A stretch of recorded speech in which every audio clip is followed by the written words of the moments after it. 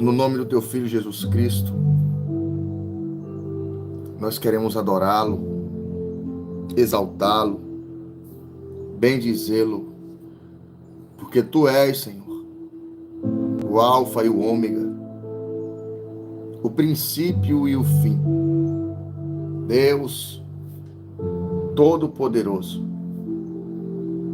raiz de Jessé, adorado entre as nações. Nós nos achegamos a ti nesse momento, Senhor, suplicando a sua misericórdia, suplicando o seu perdão. Deus, que tudo pode, tudo faz, não nos deixe vacilar e nem tropeçar em pedra. Que o Senhor possa nos ajudar. Nos ajude, Senhor, a iniciar mais uma semana com o coração contrito e quebrantado. Nos ajuda, meu Deus.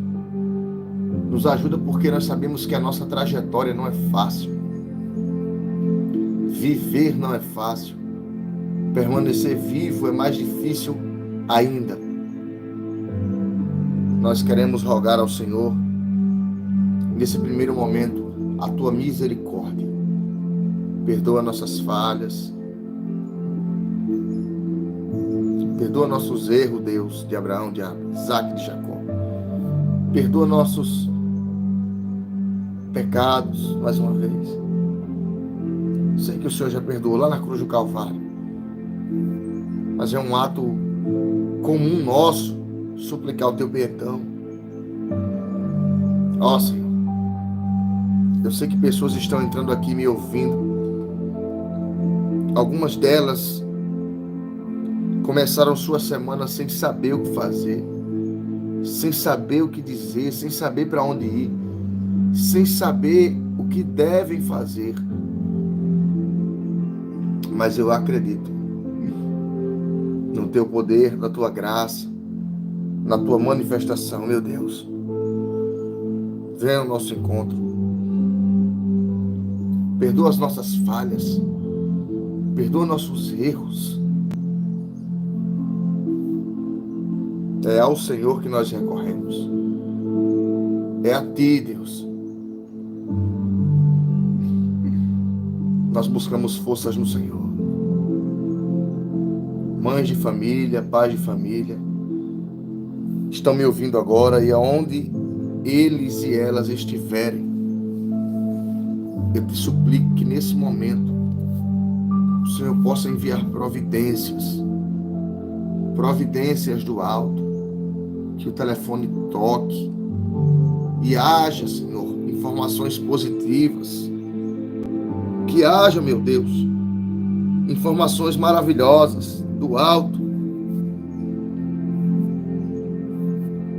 que nenhum mal possa chegar até a tenda da tua filha, do teu filho. Que toda a ação do maligno seja quebrada. E que no nome de Jesus, toda a obra do mal caia por terra. Amém. Amém. E amém. A paz do Senhor Jesus para quem chega. Deus abençoe você. Bom dia, uma excelente e maravilhosa semana, debaixo da graça, da autoridade e do poder de Deus. Você que está chegando agora, ou que já está conosco, curta essa transmissão, curta bastante, compartilhe com 3 pessoas, tá? Entra conosco nesse propósito, compartilha com 3 pessoas, para que você possa avançar, elevar essa transmissão a outro nível, porque fazendo isso nós conseguimos ir adiante, nós conseguimos ir mais longe. Amém? Eu quero ministrar uma palavra ao nosso coração. Se você tem Bíblia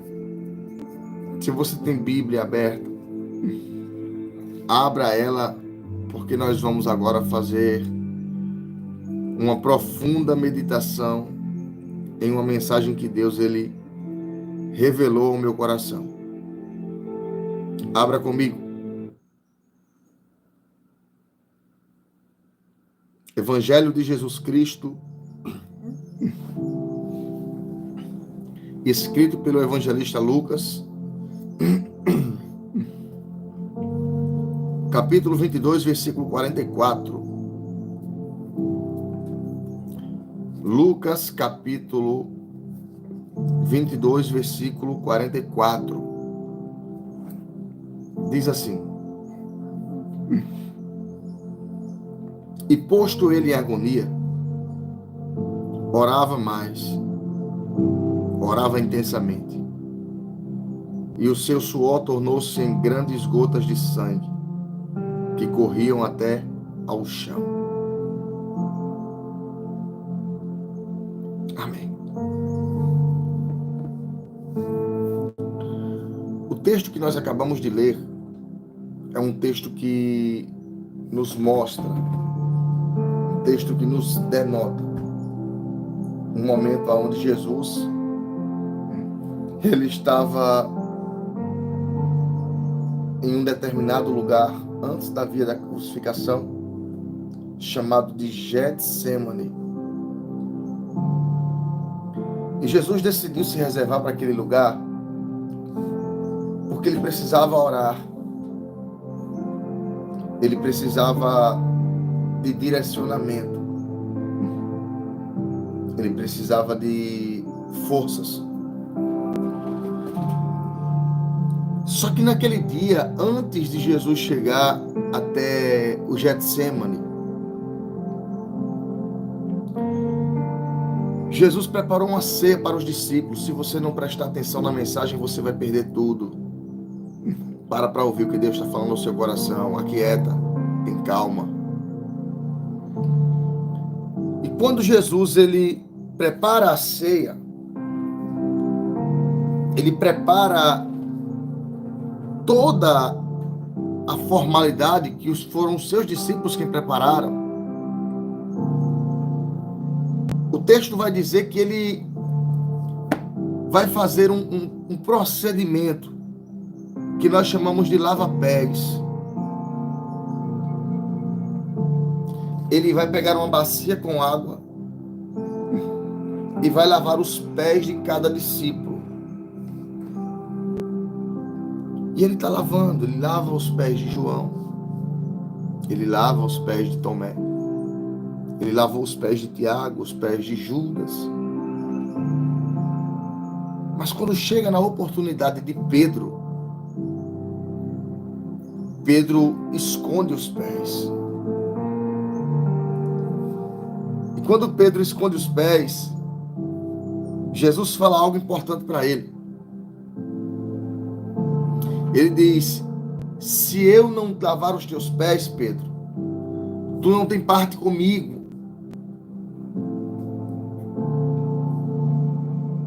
É aí que Pedro faz uma declaração: Senhor, se é para me lavar, então me lava por inteiro. Naquele momento, Pedro consegue admitir quem ele era. Naquele momento, Pedro consegue admitir o que ele era. Porque Pedro se sentiu tão indigno que ele não queria apenas que os seus pés estivessem limpos, mas que toda a sua alma. Você consegue entender isso? Jesus estava praticando um ato solene.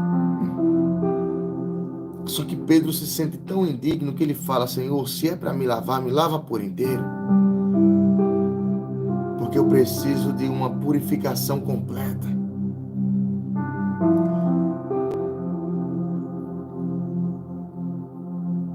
Alguns de nós que estamos aqui nesse momento, estamos precisando tomar essa posição.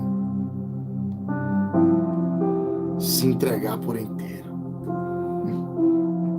Abrir não só a boca para pedir algo para Deus, mas permitir que a sua boca também o adore e o louve.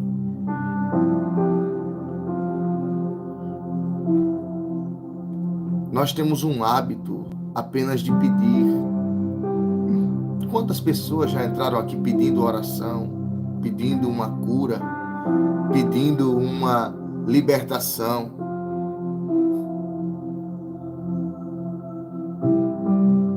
A pergunta é: e o que você vai entregar para Ele?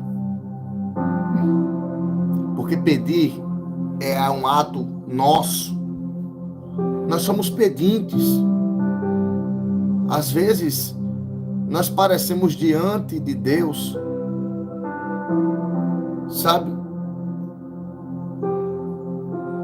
Apenas pedintes. Porque já acordamos pedindo. Quando vamos trabalhar, pedimos. Na hora da refeição, nós pedimos. E só fazemos, pedimos. Você é mãe, você é pai. Tem momento que cansa de ouvir. De tanto filho pedir. Só pede. Eu não estou falando de crianças. Estou falando de adultos. Quando Pedro, ele diz, se é para me lava por inteiro. Ele estava dizendo, Senhor, eu preciso de uma limpeza completa. E naquele momento, Jesus, ele libera uma palavra para Pedro. Escute. Ele diz, Pedro, o que eu faço hoje, tu não entendes. O que eu faço hoje, tu não entendes, Pedro. Mas amanhã tu entenderás. Esse amanhã não é o dia de amanhã, esse amanhã é o depois. O processo que você está passando hoje, você pode até querer explicativas. É normal, é comum. O processo que você vem vivenciando hoje é algo que lhe gera indagação. Mas entenda que nem tudo vai ficar muito claro no momento.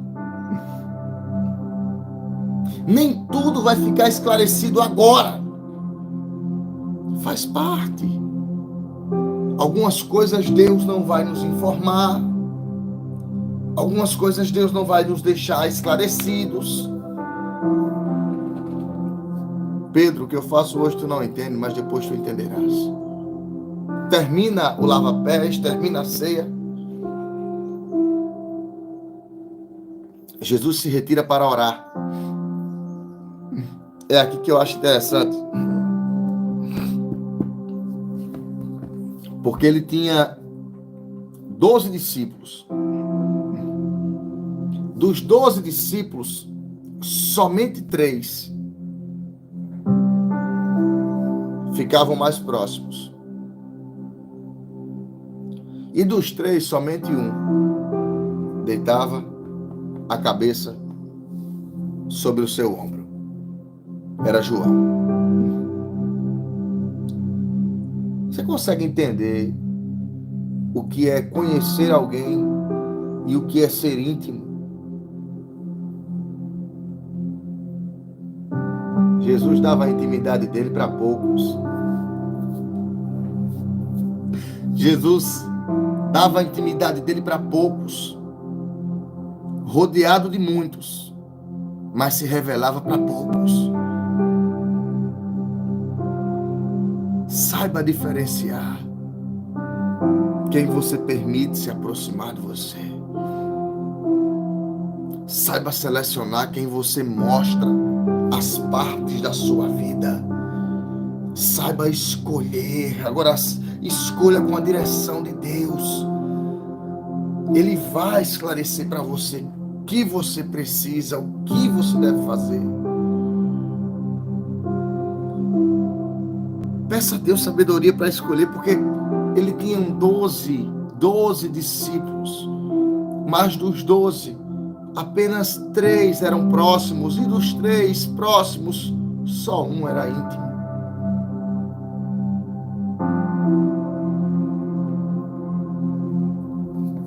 Ele vai orar. E naquela oração, a medicina vai dizer que ele entra em um estado de hematidrose. É um pouco difícil de pronunciar essa palavra, mas é real. E o que é hematidrose, Roberto? Hematidrose é quando a pessoa entra em um estado de angústia tão forte, e esse é um caso raro, e essa angústia fica tão forte, mas tão forte ao ponto de fazer com que os vasos daqui da cabeça, elas implodam. O que é implodir? É explodir, só que de dentro para fora. Então, disse a ciência que Jesus entrou em estado de hematidrose, os vasos se romperam, juntamente com o suor do corpo, saindo pelos seus poros, fazendo com que ele molhasse a terra com suor e sangue. Sabe por que é que Jesus entrou em hematidrose? Porque ele te viu. Lá dentro do Getsemane, ele me viu e ele lhe viu. Você acha que o diabo colocou o cálice para ele ou não? Aquele cálice, quem colocou, quando Jesus diz assim, passa de mim esse cálice em oração, o cálice era a oportunidade da fuga. Porque por antecipação, Jesus é onisciente. Jesus é onipresente, onipotente. Sendo onisciente, ele tem o conhecimento de tudo. Sendo onipresente, ele está no presente, no passado e no futuro, pois ele é o próprio tempo. E sendo onipotente, ele é o todo-poderoso, ele é o mais potente. Escute. Dentro do Getsemane, ele sendo 100% homem, 100% Deus, ele enxergou o futuro. Por antecipação, ele sentiu as dores dos cravos em suas mãos. Ele sentiu as dores dos chicotes nas suas costas. Ele sentiu as dores da coroa de espinho. E naquele momento, o próprio diabo é quem coloca o cálice diante dele, dizendo para ele, dá tempo de fugir. Dá tempo de ir embora. Tá vendo Leda Salles, Antônia Ponciano, Maria Nogueira, Aldenise Alves, Maria da Conceição, Marcelene Silva, Daiane Miranda, Roberto Alves, Thalita Maria, Edilma Alves. Tá vendo esse povo? Todos eles vão fracassar com você. Tá vendo esse povo? Eles vão fracassar com você. Eles vão vacilar. Eles vão errar. Eles vão te abandonar. E Jesus viu as vezes que você ia cair. Jesus viu as vezes que eu iria cair. Mas lá dentro do Getsemane, ele tinha a oportunidade de voltar atrás, mas ele não volta. E sabe por que é que ele não volta? Porque ele precisa vencer a cruz. Aleluia. Jesus não volta porque ele precisa vencer a cruz. Ele não volta porque ele precisa vencer o pecado meu e seu. Ele não volta porque ele diz assim, eu sei que vão me dar prejuízo, mas o lucro vai ser maior. Ele não volta porque ele precisava superar o pecado. Ele não volta porque ele precisava triunfar naquela cruz, e não foi o meu fracasso e nem o seu fracasso que, mostrado por antecipação, iriam fazer voltar atrás. Ele estava disposto.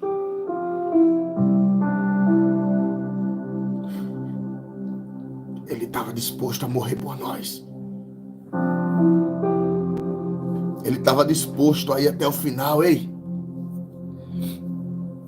você que chegou aqui agora e está querendo parar com a sua vida, com a sua trajetória, deixa eu dizer uma coisa para você. Jesus foi até o fim. E você também vai até o final.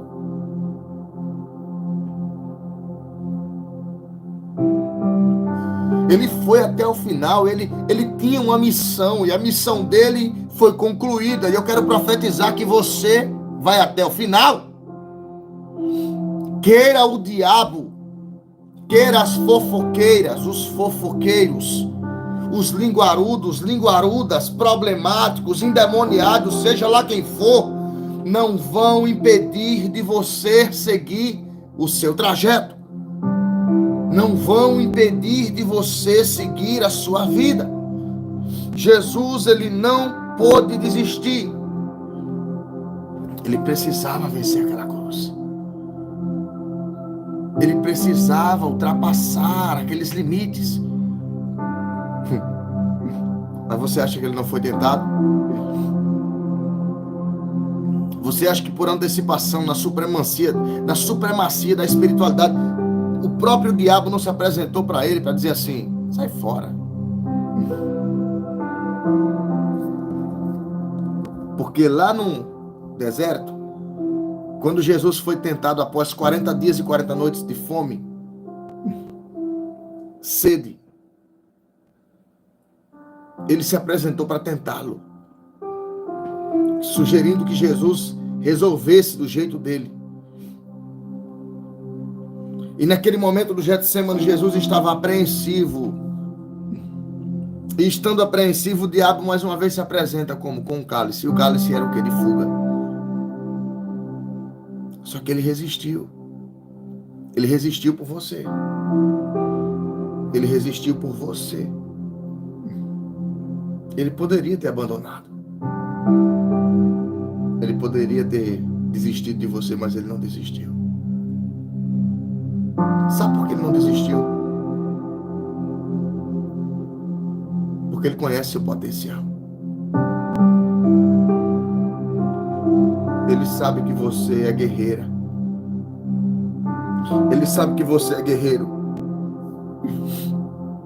Ele sabe que dentro de você existe uma preciosidade. E como pai, ele olha para você como filha e diz assim: eu sei que ela tem seus vacilos, mas eu sei que ela tem força para lutar. E ele termina a oração. O texto diz que Deus mandou anjos. Os anjos o confortaram, enxugaram as lágrimas. E ele se levanta, os discípulos estão dormindo. Ele diz: não podeis orar comigo nenhum momento, vigiai e orai, para que não entreis em tentação, pois a carne é fraca, mas o espírito está pronto. E quando termina a oração, ele desce, porque ele estava em cima, no cume de uma colina. Quando ele desce, lá embaixo tem alguém esperando ele.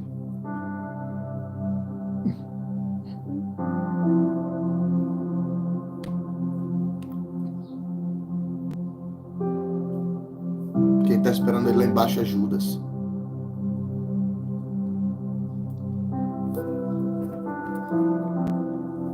Quando Jesus chega, Judas se aproxima dele.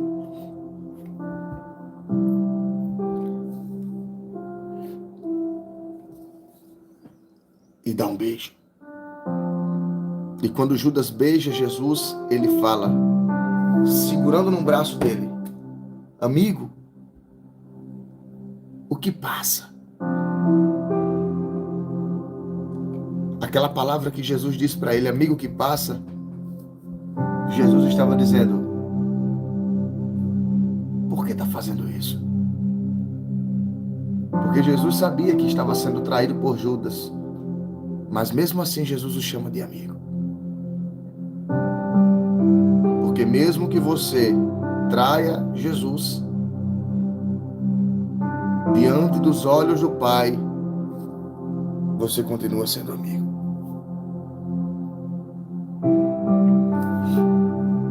Esse é o que se chama de amor ágape. É o amor que somente Deus tem. Você está vacilando com ele está dizendo: você é meu amigo, você é minha amiga, você é filho, você é filha. Eu tenho certeza que você não conseguiria chamar de amiga ou de amigo uma pessoa que você sabe que está lhe traindo. Você não teria condições. Eu não teria. Nós não teríamos. Mas mesmo assim ele está vendendo Jesus, traindo Jesus. Jesus está dizendo: amigo, o que passa, amigo? O que passa? Com um beijo no rosto ele trai, sai dali.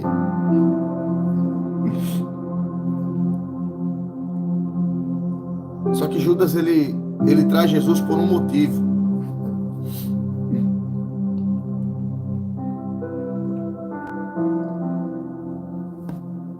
Judas era da cidade de Cariotes, ou Cariotes. E ele pensava, antes de fazer alguma coisa, ele era planejador. Não é à toa que ele recebe o cargo de tesoureiro. E na mente de Judas, Jesus deveria ser um libertador, mas ao modo dele. Como? Que criasse uma guerra entre o Império Romano, que arrancasse do trono Nero e César, que acabasse com Pilatos e Herodes. Na mente de Judas, para que Jesus fosse um libertador completo, ele deveria fazer isso. Só que Jesus ele agiu do jeito que deveria ser feito, e não do jeito que Judas queria. Então, como Jesus age assim, Judas se revolta e decide fazer do jeito dele. Tá caindo como uma luva, isso aqui tá na mão de alguém.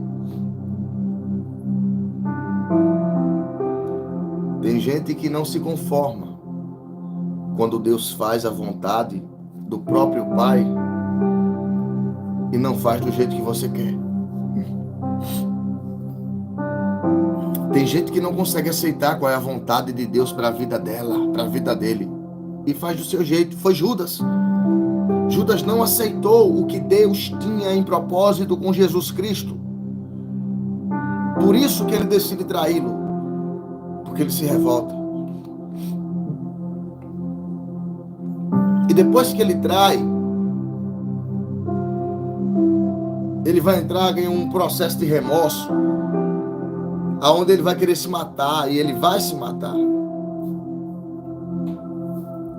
Porque o peso na consciência dele foi tão grande, mas tão grande, que ele não conseguiu se conter.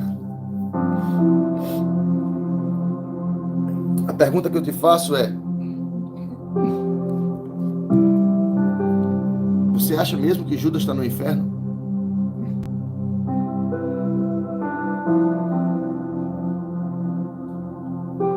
A maioria das religiões, dos religiosos, vão falar assim: tem que ir para o inferno, igual Judas Iscariote.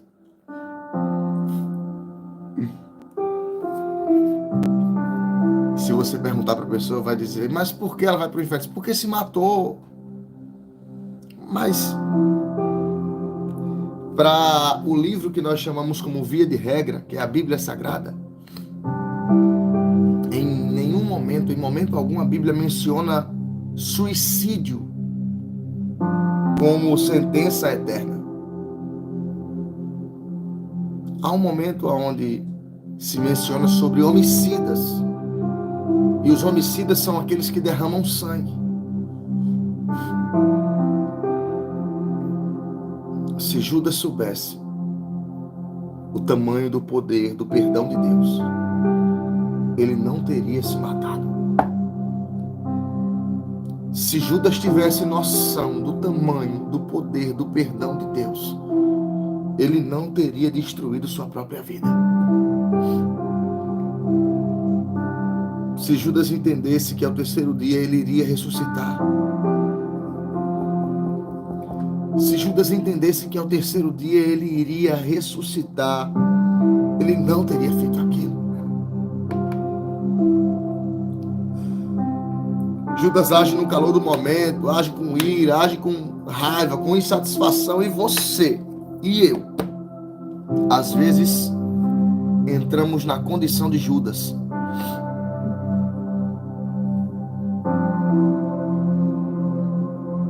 Agimos por conta própria, desacreditamos do perdão de Deus e não queremos receber o propósito dele. Muitas vezes você foge do propósito porque você não aceita. você quer obrigar Deus a fazer do seu jeito, do seu modo, tem que ser da sua forma, porque se não for, você faz biquinho, faz careta. Você parece uma menina mimada, um menino mimado. Aquelas crianças, sabe, cheias de frescurinha. Pelo amor de Deus. Se coloca no lugar de filha. Se coloca no lugar de filho. E entenda que o perdão de Deus existe para você, mas a vontade dele na sua vida precisa ser soberana. E você precisa da legalidade para isso. E basta de ficar discordando, porque eu não creio nisso na minha vida, Deus, porque eu não quero isso para minha vida. Fica quieta. Aceita, que dói menos. Pastor, mas é porque eu queria prosperar muito na minha vida. Faz acontecer, vai em busca de alguma coisa. Vai atrás do teu resultado, vai atrás do teu sucesso. Agora não culpa a Deus pelas tuas falécias. Não culpa a Deus pelos teus fracassos.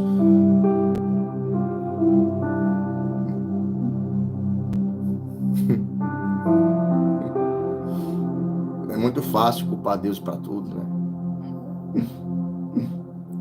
É muito fácil culpar Deus, né? Dizer que não deu certo hoje porque... Não deu certo hoje porque Deus não quis.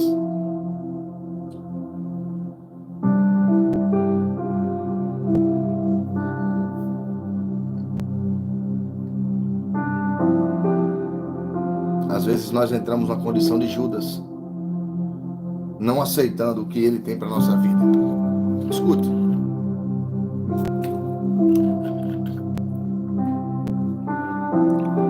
Após Judas entregar Jesus, o texto vai dizer que Jesus passa por 5 tribunais. Primeiro tribunal, Anás e Caifás, dentro do próprio Sinédrio, porque foi uma audiência que houve, sem ter a presença do público, porque era necessário ter a presença do público. Segunda audiência com Pilatos. Pilatos não resolveu, mandou para Herodes. Herodes disse que era da jurisdição de Pilatos, devolve para Pilatos, novamente. A quarta sentença. E naquela noite, enquanto Pilatos se alimentava, a sua esposa, Cláudia Prócora, ela se aproximou dele enquanto ele se alimentava, e não era uma prática comum que as mulheres interrompessem a refeição dos seus maridos. Ela chega na cozinha e diz para ele: meu senhor, ele está comendo. Quando ele está comendo, ele para com a colher aqui perto da boca. E Eusébio de Cesareia, ele vai narrar essa história, ele vai reconstituir. Ele diz que Pilatos olha para a esposa Cláudia Prócora, ela fala: meu senhor, e ele diz para ela: fale. É aí que ela começa a dizer: ontem à noite, enquanto eu dormia,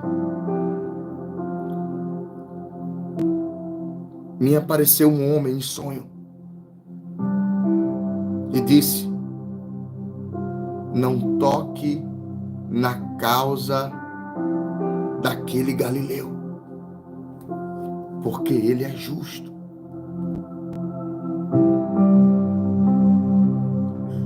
Pilatos perde a fome, porque o próprio Deus visitou a sua esposa em sonho para dizer: ele é justo. Ele é justo. Ele é justo. Ele é justo, ele é justo, ele é justo. Ele não tem pecado, ele é justo, ele é santo. Ele é pleno.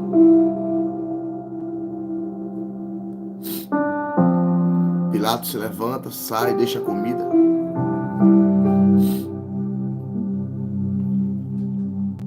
No dia seguinte, Pilatos prepara a sentença. É aqui que acontece o 5º julgamento.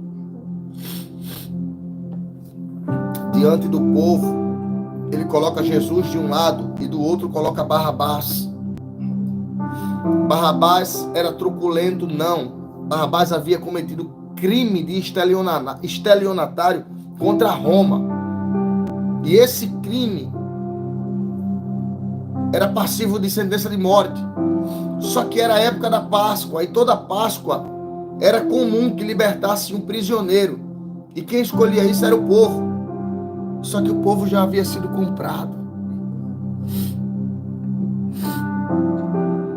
O povo já havia sido instruído a não querer que Barrabás fosse condenado, mas sim Jesus. Sabe por quê? Porque Pilatos, ele ergue as mãos para o povo e pergunta: aqui está Jesus, o Nazareno, e desse outro lado Barrabás, de Cariotes. A quem quereis que eu solteis? E a multidão gritou unanimemente: solta Barrabás! Solta Barrabás! E quem estava gritando também tinha comido dos pães que Jesus multiplicou. Quem estava gritando também tinha comido dos peixes que Jesus multiplicou. Quem estava gritando também tinha bebido possivelmente do vinho que Jesus havia feito se transformar no dia das bodas de Caná. Quem estava gritando também tinha recebido milagre. É aqui que eu quero que tu acorde para a tua vida e deixa de ser boba, deixa de ser infantil. Não confie nos aplausos. Não confie nos tapinhas nas costas. Não confie nos elogios, porque as mesmas vozes que gritaram Hosana nas alturas quando Jesus entrava em Jerusalém, agora estavam gritando e dizendo: crucifica-o, crucifica-o, crucifica-o, crucifica-o. A mesma boca que gritou Hosana nas alturas também estava gritando: crucifica-o. Eu fico tentando entender que sentimento Jesus teve naquele momento, sendo 100% homem, olhando para aquelas pessoas que haviam comido do pão que ele deu, olhando para aquelas pessoas que haviam tomado a água que ele já tinha dado, comido do peixe que ele deu, recebido milagres, e agora aquelas mesmas pessoas estavam dizendo: crucifica-o. Foi assim que disseram obrigado para Jesus. Foi assim que disseram obrigado para você. Foi assim que disseram muito obrigado com insatisfação. Você fez o bem, lhe deram foi o mal, como paga. Naquele momento, Pilatos, ele pega uma bacia de aço, lava suas mãos e diz: estou limpo da morte deste inocente.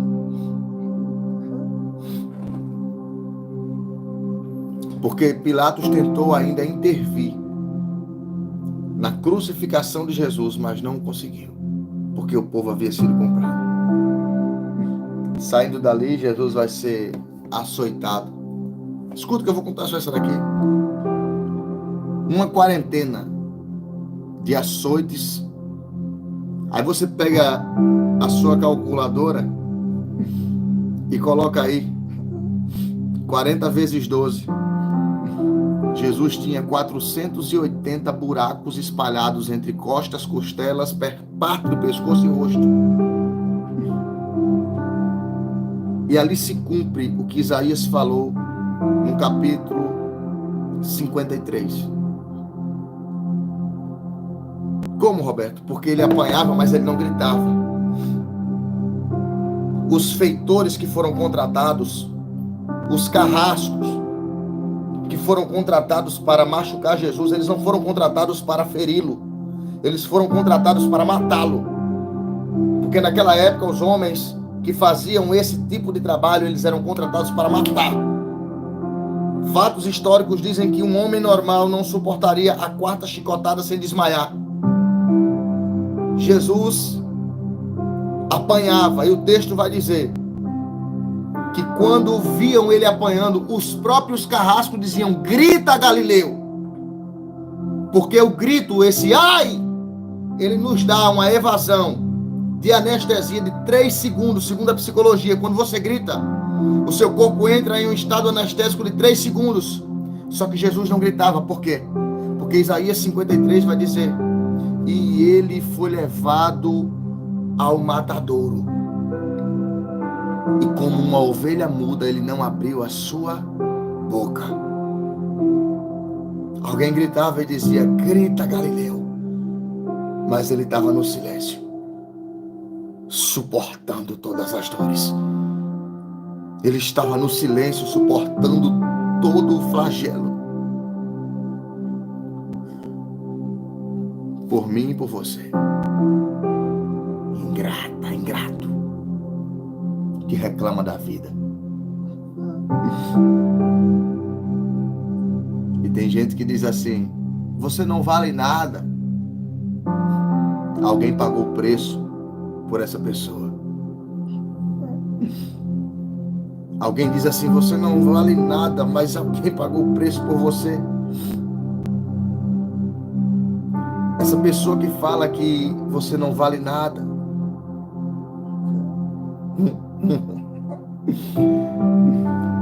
não sabe o preço que Jesus pagou por você.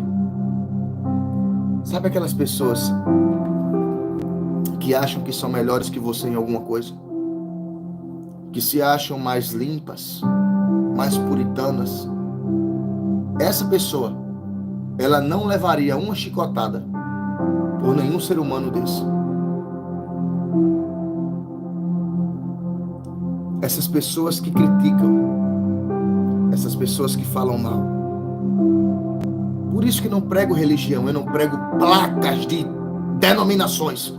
Eu prego Cristo, Deus. Nenhuma dessas pessoas que falam, que enchem sua mente de blá blá blá, levaria uma chicotada sequer por você. Mas Jesus sofreu, ressuscitou e te trouxe aqui hoje para te dizer: você vai até o final. Você tem preço importante.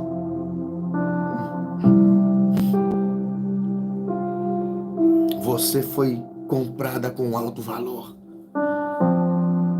O que Cristo pagou por você é impagável. Não dê ouvido às críticas. Já percebeu que tem gente que diz assim: se você não for naquela igreja lá, você não tem parte com Deus. Por quê? Porque eles acham que Deus está dentro do templo, e Deus não está dentro do templo. Jesus disse em João 7,37, no último dia da festa, ele disse: aquele que beber da água que eu der, a palavra, dentro dele formar-se-á uma fonte a jorrar para a vida eterna. Quem tomou dessa água não precisa de poço, porque dentro de você tem uma fonte. Jesus está dentro de você, Ele é a sua fonte. Você tem acesso. Você não tem acesso porque homens colocam as mãos sobre a sua cabeça e oram por você. Você não tem acesso porque pessoas dizem que você tem que ir para a igreja A, igreja B, templo C, ou seja lá o que for. Você tem acesso porque Jesus, Ele já lhe deu esse acesso. E agora eu vou te dizer o endereço. Mateus, capítulo 6, versículo 6. Entra no teu quarto,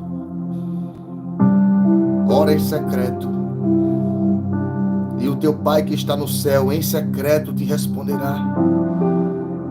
Não é sobre religião, não é sobre placas de igreja, não é sobre títulos, não é sobre invenções humanas, é sobre Cristo Jesus. E Ele te trouxe aqui hoje para te dizer: você tem acesso. Ele venceu por você, Ele foi até o final por você. Ele conseguiu superar a morte por você. Paulo, escrevendo à igreja de Colosso, no capítulo 2, ele disse: e ele triunfou em si mesmo, e rasgou a cédula de acusação, e havendo alguma coisa contrária, quando ainda estáveis no pecado, por antecipação ele pagou o preço.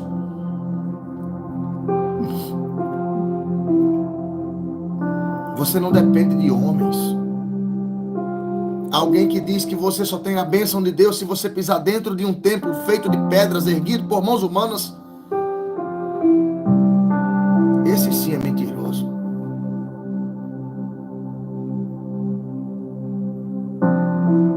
Eu estou tentando trazer uma lucidez para a tua mente.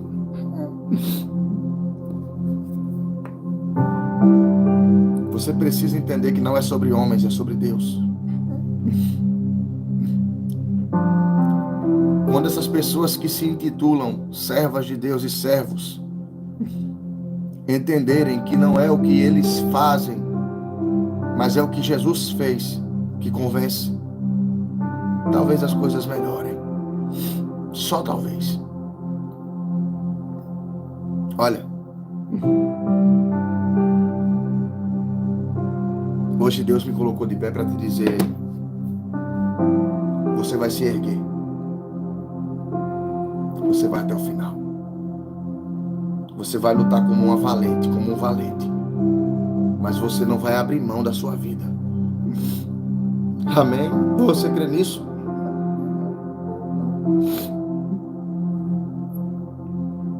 E mais uma coisa. Mesmo que as pessoas não acreditem, mesmo que as pessoas não lhe deem a atenção, mesmo que as pessoas debochem, zombem e caçoem de você, siga no seu propósito. Não há revelação maior do que aquela que Jesus vai lhe dar pessoalmente.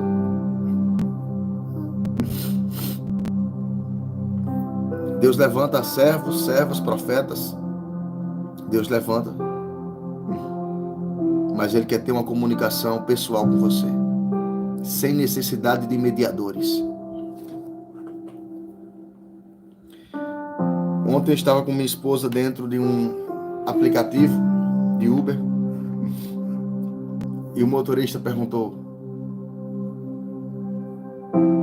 o irmão é evangélico? Eu disse: eu sou cristão, pela graça de Deus.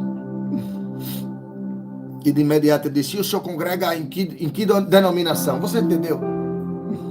Que é um problema terrível. Eu não sei se no seu estado é assim, mas no meu é. Que as pessoas querem saber se você é da Assembleia, se é da Batista, se é da Universal, se é da Deus é Amor, se você é da Católica, se você é da Presbiteriana. Elas não se importam se você é de Cristo. Elas querem saber se você tem uma placa, se você defende conceitos. Elas não se preocupam. Você está entendendo? Eu paro para pensar. Então você não serve. O interessante não é servir a Deus, mas sim a algo que os homens criaram. As pessoas se preocupam com isso. Independente de onde você vá, seja cristão. É isso que é mais interessante. E você vai aonde? Eu disse a ele, eu cultuo na minha casa. Eu, minha esposa e meus filhos. Ele olhou para mim assim, ficou sem entender. Disse: é? Para analisar um pouco.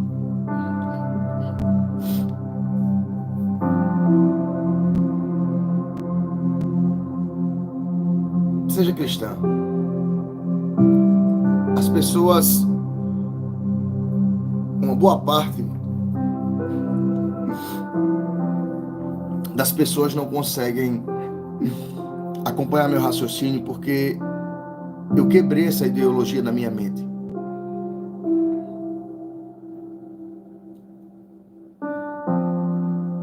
A salvação não vem pelos homens. Tenha uma vida diante de Deus.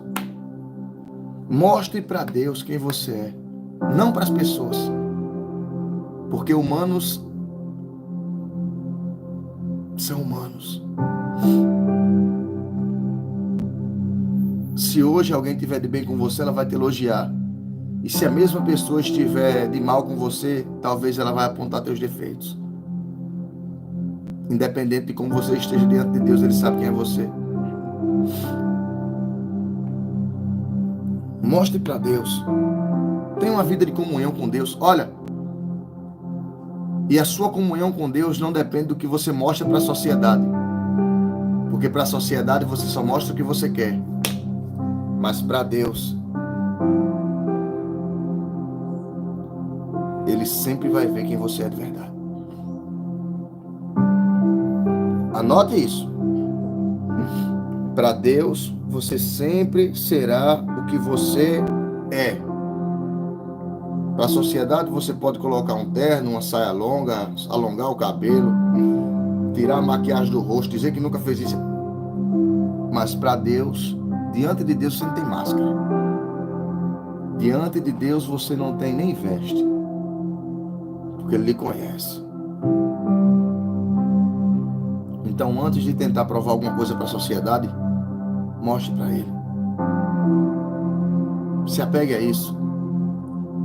Quebre esse espírito de religiosidade dentro de você. Só há um autor e consumador da nossa fé. O nome dele se chama Cristo Jesus. Eu não prego religião.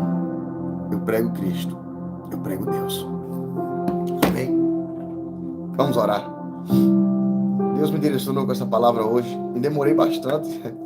Mas Deus, Ele sabe que Ele precisava tratar conosco. Tá? Que Deus abençoe sua semana. Que você tenha uma semana maravilhosa. Escreva aqui um pedido de oração e nós vamos orar nesse momento, agradecendo ao Senhor por tudo. Querido Deus e eterno Pai, graças eu te dou por tudo que o Senhor vem fazendo em minha vida, pela vida das pessoas que estão aqui. Obrigado, Senhor, por cada maravilha, por cada ação. Obrigado por cada manifestação do alto que o Senhor tem colocado diante de nós.